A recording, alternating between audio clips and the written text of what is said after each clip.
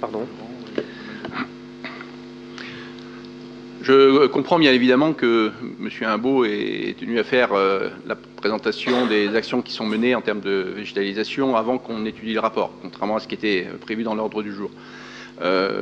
Toutefois, il faut quand même, en lisant ce rapport de manière précise, tout d'abord savoir que la Chambre régionale des comptes a le grand avantage d'être tout à fait impartiale et de montrer la réalité des faits pour ce qui concerne le sujet traité, en l'occurrence celui de l'adaptation de notre métropole et de notre ville donc, au changement climatique.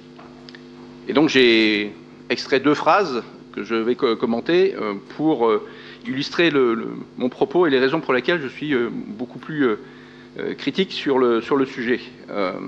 Il est écrit par exemple que les actions à réaliser sont prévues depuis de nombreuses années, vous l'avez dit, mais que la végétalisation des zones urbaines et la désimperméabilisation des sols est bien loin d'être appliquée.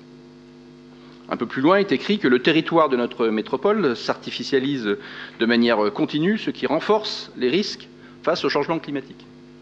On voit bien là qu'on va à l'opposé des objectifs qui sont donnés pour pouvoir adapter notre métropole.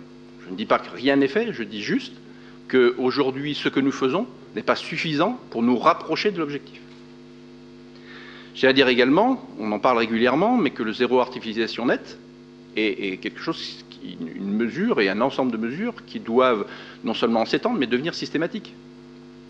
On voit bien, alors il n'est pas question de ne plus rien faire et de ne plus rien bouger, mais en tout cas, à chaque fois que l'on vient intervenir sur un territoire, s'assurer que les mesures d'urbanisme qui sont prises ont le minimum d'impact sur l'environnement, en particulier sur l'imperméabilisation des sols, on sait le faire, et depuis des années. Un seul exemple, celui du labo avec le parking qui est tout à fait perméable. Donc on voit bien qu'un certain nombre de mesures sont possibles.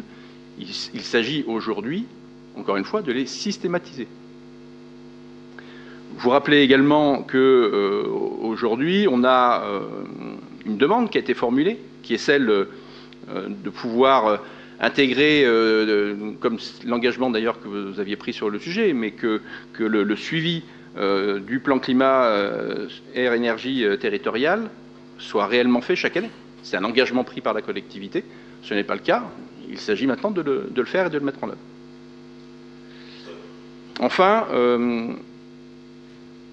il y a une mesure, mais qui pour moi est assez symbolique. On s'est vu en fin d'année, vous savez que la vigie citoyenne a été mise en place, on était dans cet hémicycle, et on nous a expliqué que la vigie citoyenne, la première promotion de la vigie citoyenne serait maintenue encore une année pour pouvoir échanger avec les membres de la vigie citoyenne, entre les vice-présidents, vice-présidentes à la métropole, et pourquoi pas d'ailleurs, je vous le propose aujourd'hui, avec quelques adjoints de la ville d'Orléans, et qu'en tout cas il y ait des échanges qui soient menés, parce qu'on s'est aperçu dans le cadre de cette formation qui a été délivrée auprès de la vigie citoyenne, dans le cadre de la transition écologique de notre collectivité, on s'est aperçu qu'il y avait une véritable appropriation par ses membres et une envie de continuer à contribuer.